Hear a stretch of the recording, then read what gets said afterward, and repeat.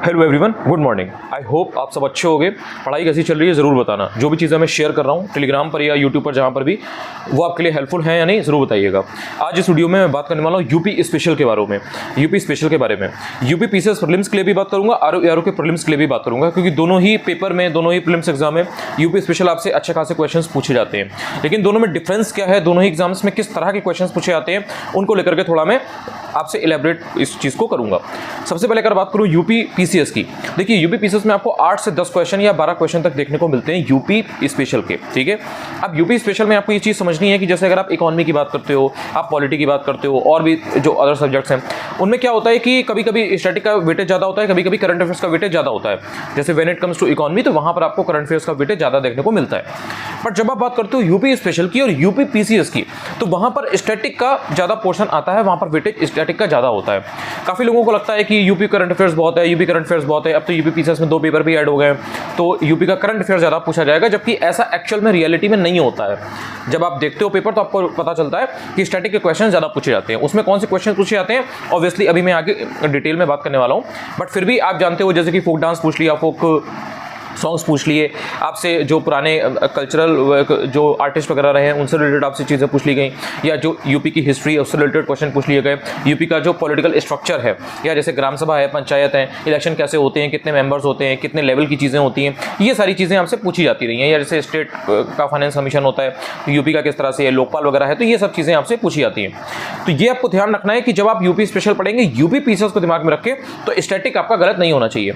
अच्छा, तो क्या करंट अफेयर्स इंपॉर्टेंट नहीं है? बिल्कुल इंपॉर्टेंट है, बट करंट अफेयर्स में जो मेजर चीजें चल रही हैं, मोस्ट इंपॉर्टेंट चीजें चल रही हैं, वो आपसे ज्यादा रिक्वायर्ड होता है कि आप उसको पढ़ करके जाएं।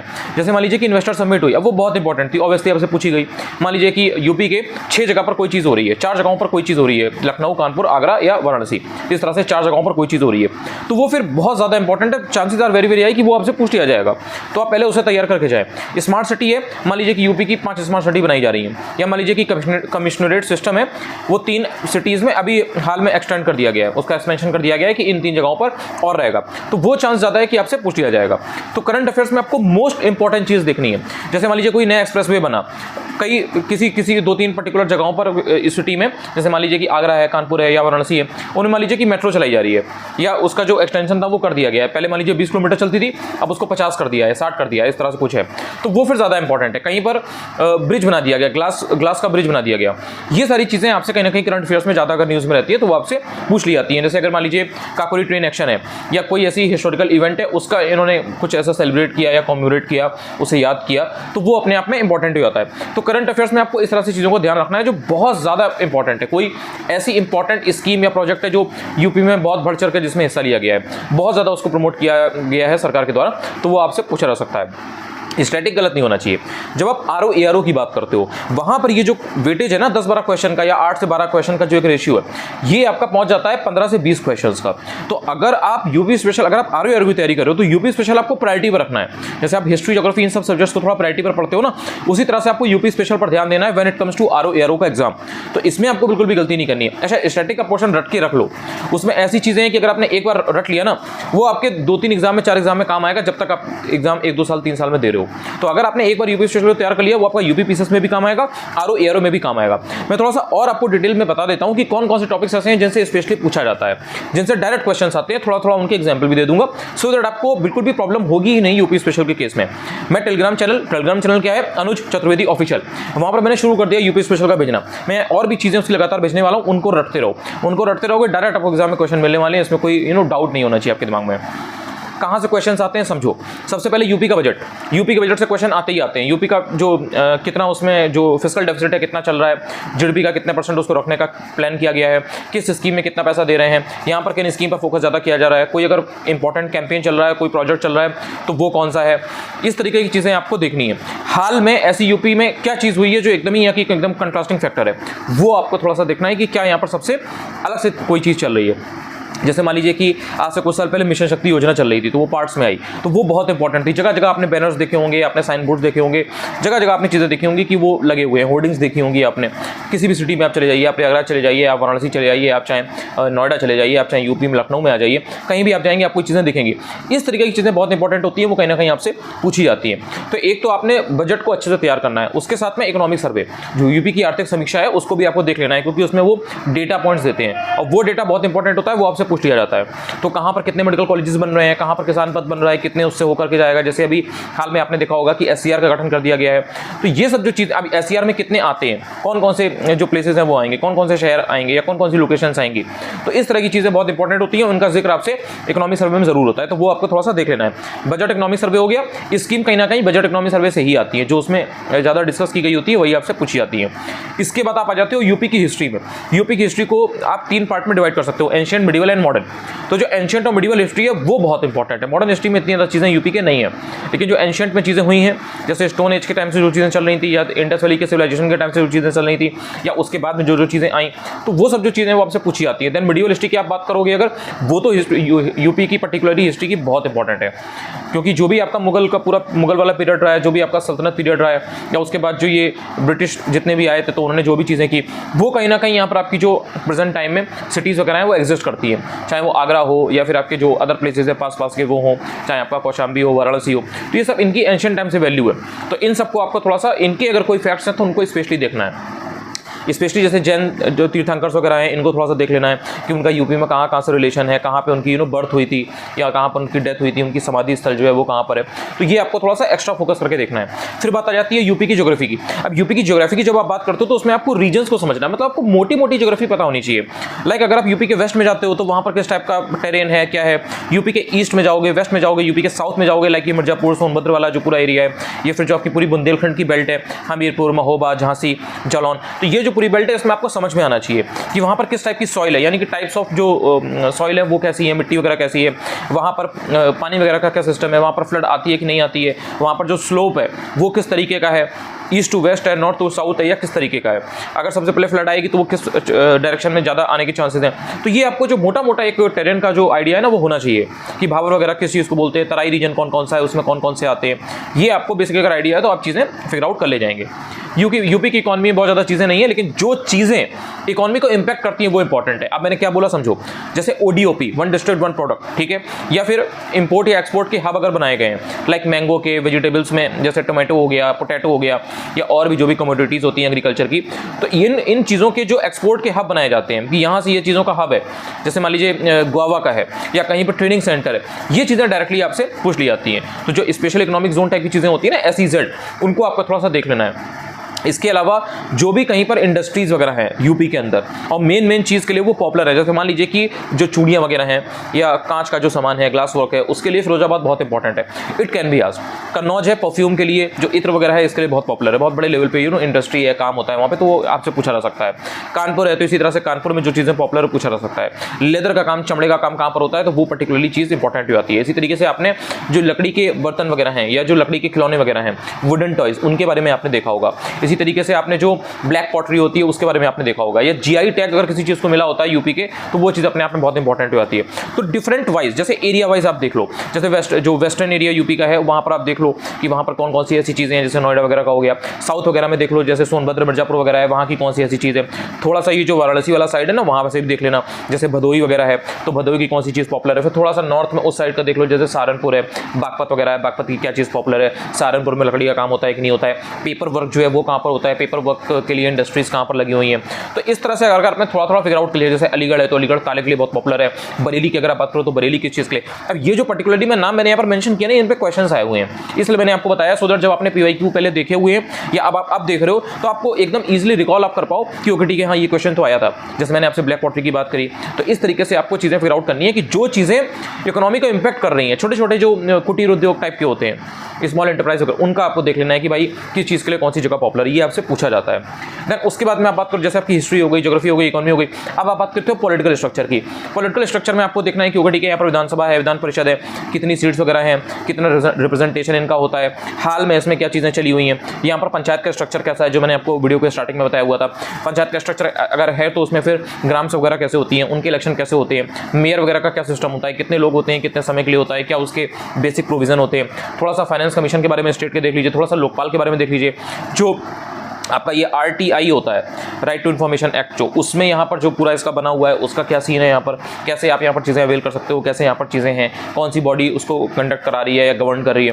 तो ये थोड़ा थोड़ा स्ट्रक्चर का आइडिया आपको होना चाहिए। तो इससे क्या है कि आप बेटर वे में चीज़ों को समझ पाओगे। इसके अलावा जब आप कल्चर की बात करते हो, आर्ट एंड कल्चर की, तो उसमें पुराने जो भी म्यूजिक से रिलेटेड, आर्ट से रिलेटेड, कल्चर से रिलेटेड बड़ी बड़ी पर्सनैलिटीज़ रही हैं, उनके नाम देख लीजिए। स्पेशली जो घराने वगैरह होते हैं, जैसे मान लीजिए कि वाराणसी वाला है, या लखनऊ घराना है, या किराना घराना है, तो इस तरीके, या इटावा का घराना है, तो इस तरीके के जो घराने हैं उससे रिलेटेड जो पर्सनैलिटीज़ हैं, सरोद के लिए या अदर जो म्यूजिकल इंस्ट्रूमेंट्स हैं उनके लिए, तो उनको आपको याद रखना है। अच्छा, उसमें बहुत सारे नाम होते हैं और वो बहुत मिलते जुलते होते हैं, तो वो बहुत कन्फ्यूजन क्रिएट करते हैं। तो उसका तरीका ये है कि हर जो भी आपकी, आप जिसकी भी पर्टिकुलरली म्यूजिकल इंस्ट्रूमेंट की बात करो, जैसे आपने सरोद की बात की, वीणा की बात करी, बांसुरी की बात करी, या और भी जो भी हैं, तबले वगैरह की आपने बात करी, जो भी तबले वादक वगैरह हैं, तो उनमें होता क्या है, जनरली उनमें एक ऑफस्प्रिंग तक वो चीज़ चलती है उनके, लाइक उनके जेनेटिक्स में वो चीज़ रही है।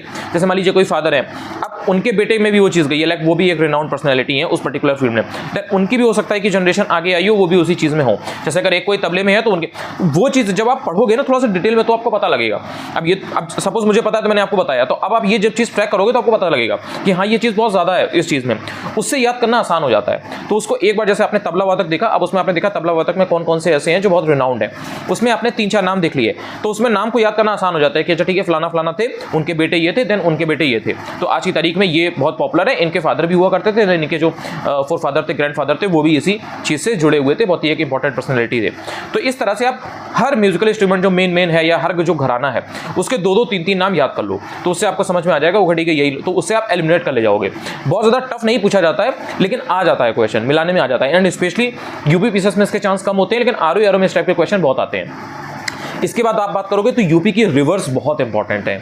यूपी में जैसे अगर मान लीजिए शारदा है, या सरयू है, या गोमती है, या इवन और भी छोटी छोटी जो नदियां हैं, तो वो कौन सी किस साइड बह रही है, एक तो आपको ये आइडिया होना चाहिए। जैसे मान लीजिए हमीरपुर है, महोबा है, झांसी है, या मिर्जापुर है, सोनभद्र है, तो वहाँ पर कौन सी रिवर है, उसका ओरिजिन और उसकी जो उसका जो ड्रेनेज है वो थोड़ा पता हो। बाकी गंगा यमुना जो प्लेन्स में बह रही हैं, या जैसे वेस्टर्न साइड आप जाओगे, या उनका कॉन्फ्लुएंस कहाँ पर है, संगम कहाँ पर है, वो आपको पता होना चाहिए। जैसे मान लीजिए कि हमीरपुर है, तो हमीरपुर में कौन सी नदी आकर के मिलती है, बांदा से कोई अगर रिवर आ रही है तो वो वहाँ पर आकर कौन सी मिलेगी, या जो भी मेन नदियाँ हैं वो उनके किनारे कौन कौन से शहर बसे हुए हैं। जैसे अगर मैं आपसे पूछूँ कि गाजीपुर के किनारे बता दीजिए, या जौनपुर के किनारे बता दीजिए, या अगर मैं आपसे कहूँ कि कन्नौज से कौन सी नदी बाईपास करती है, वहाँ से कौन सी नदी बह रही है, या इटावा के आसपास कौन सी नदी सबसे पास में है, कहाँ पर 2-3 रिवर्स का कॉन्फ्लुएंस है, तो ये सब आपको मोटा मोटा आइडिया होना चाहिए, बिकॉज ये सब पूछा जाता है।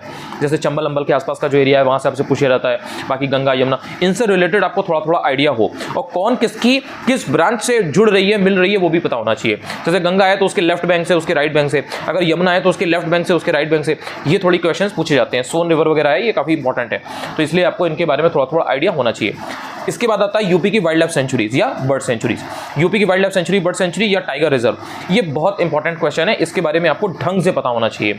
आपने देखा होगा कि लगातार यूपी पीसीएस में 2 साल, यानी कि UP PCS 2022 and UP PCS 2023 में इसी के ऊपर क्वेश्चन पूछे गए हैं। आपसे कतनिया घाट वाला आई थिंक पूछा गया था, एंड उसके बाद में अभी आपसे जो चंदौली वाला है वो पूछा गया था, चंद्रप्रभा वाला जो था। तो ये आप देख रहे हो, सेम क्वेश्चन वो पूछ रहे हैं एक तरीके से, बस उन्होंने नाम बदल दिया है, सेम चीज पूछी है। तो आप बर्ड सेंचुरीज को रट लीजिए, मैं भेज भी दूंगा टेलीग्राम पर, उसको याद कर लीजिएगा। एंड जो वाइल्ड लाइफ सेंचुरीज है उनको भी ढंग से देख लीजिए। जो टाइगर रिजर्व है, तो टाइगर रिजर्व में देख लीजिए कि अगर अमन टाइगर रिजर्व है या पीलीभीत वाला है, तो उसमें कितना एरिया कोर जोन है, कितना बफर जोन है, या उसमें कौन कौन से आते हैं। जैसे अगर किशनपुर वाइल्ड लाइफ सेंचुरी है तो उसका कितना एरिया किस में आता है, ये थोड़ा आइडिया आपको होना चाहिए। Bird sanctuary, wild life sanctuary और टाइगर रिजर्व अगर आपने कर लिया तो कहीं ना कहीं आपको प्रॉब्लम नहीं होगी। नेशनल पार्क एक ही है, दुधवा वाला है, तो उसके बारे में थोड़ा सा देख लीजिए कि वो कब बना था, because it is also very important. एक ही है, लेकिन आपसे एक्सपेक्ट किया जाता है कि आपको इतना तो कम से कम आइडिया हो। मिट्टी के बारे में मैंने आपको पहले ही बताया था। मिनरल्स के बारे में थोड़ा थोड़ा देख लो। देखो ऐसा तो है नहीं कि बहुत ज़्यादा मिनरल्स आपको इधर आगरा साइड या इटावा साइड मिल जाएंगे, ज़्यादातर जो आपके मिनरल्स हैं वो आपको प्लेट्यू साइड में ही देखने को मिलते हैं, जैसे मिर्जापुर सोनभद्र वाला जो एरिया है वहाँ पर आपको ज़्यादा देखने को मिलते हैं। हमीरपुर महोबा वो जो बुंदेलखंड की बेल्ट है तो वहीं के हैं, तो वहीं पर आपको देख लेना है। अच्छा, कोई अगर ऐसी चीज़ है जहाँ पर कोई चीज़ बहुत ज़्यादा है, जैसे मान लीजिए कि बांदा है, हमीरपुर है, महोबा है, या झांसी है, मिर्जापुर है, सोनभद्र है, अब इसमें कोई पर्टिकुलर मिनरल है वो वहाँ की स्पेशलिटी है कि वहीं पर वो ज़्यादा हो रहा है, तो वो आपको थोड़ा सा याद रखना है, क्योंकि आपसे एक्सपेक्ट किया जाता है कि आपको ये चीज़ थोड़ा सा एक अलग फैक्टर था, अलग सा डिस्टिंग्विशिंग फैक्टर था, तो ये आपको मालूम है कि नहीं है। मिनरल्स अगर आपने कर लिए तो कहीं ना कहीं आप बहुत श्योर हो जाते हो कि आपके क्वेश्चंस गलत नहीं होंगे, क्योंकि ये ऐसी चीज़ें जो आपसे शॉर्ट पूछी जाती रही है। इसके अलावा ट्राइब्स आपको रट के जाना है, बहुत इंपॉर्टेंट है, मतलब इनका पेट क्वेश्चन है ट्राइब्स का। तो यहाँ पे जो भी यूपी का, अच्छा ये चीज़ न्यूज़ में भी रहती है इसलिए भी इंपॉर्टेंट है, रिजर्वेशन के इशू से भी इंपॉर्टेंट है, और ओवरऑल ये चीज़ चलती रहती है, बिकॉज कहीं ना कहीं ये हमारी सोसाइटी की बहुत इंपॉर्टेंट सेक्शन है जिनको मेन स्ट्रीम में लाने की कोशिश हमेशा की जाती रही है। तो अगर आप बहुत ही आउटस्कर्ट में जाओगे तो आप वहाँ पर देखोगे कि उनका अपना एक कल्चर है, उनका अपना एक तौर तरीका है, उनका जो खान पान है, उनके जो फेस्टिवल्स वगैरह हैं, कैसे वो उनको सेलिब्रेट वगैरह करते हैं, तो वो सब चीज़ें एक्चुअली बहुत इंपॉर्टेंट है और जानने में बहुत इंटरेस्टिंग है। तो वो आपको नाम वगैरह जो है ना थोड़े से, मतलब ऐसे आपको, आप जब पहली बार दूसरी बार पढ़ोगे तो आपको नाम याद नहीं होंगे, तो उनको थोड़ा सा आपको ध्यान से पढ़ना है। उनकी जो सब ट्राइब होती है, जो उनकी जैसे एक मेन ट्राइब है उसमें 3-4 और है, वो भी आपको याद कर लेनी है, क्योंकि वो अब पूछा जाएगा आपसे कहाँ पर कौन सी डोमिनेटेड है। जैसे मान लीजिए कि कोई अगर, जैसे मान लीजिए कि बुक्सा है, तो बुक्सा किस एरिया में डोमिनेटेड है, बिजनौर में, मेरठ साइड, या किस साइड है, या इसी तरीके से मान लीजिए कि अगर भील है तो वो किस साइड है, अगर लखीमपुर खीरी है तो उस साइड कौन सी है। तो ये सब आपको थोड़ा सा इन डेप्थ पता होना चाहिए।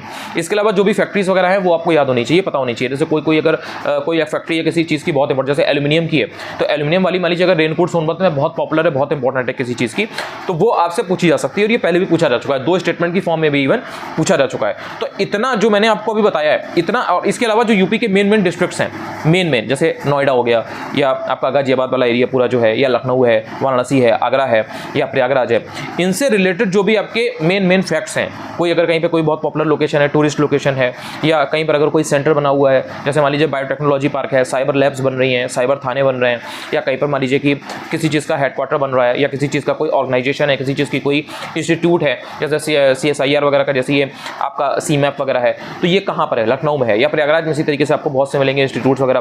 तो ये आपको मेन देख लेने हैं, सारी चीज़ें याद करने की जरूरत नहीं है, लेकिन जो मेन है वो देख लीजिए। जैसे पल्सेस के रिसर्च के लिए कहाँ पर है, तो कानपुर में है, तो वो आपको पता होना चाहिए। इस तरीके से अगर शुगरकेन की रिसर्च के लिए अगर है तो वो लखनऊ में है, तो पता होना चाहिए।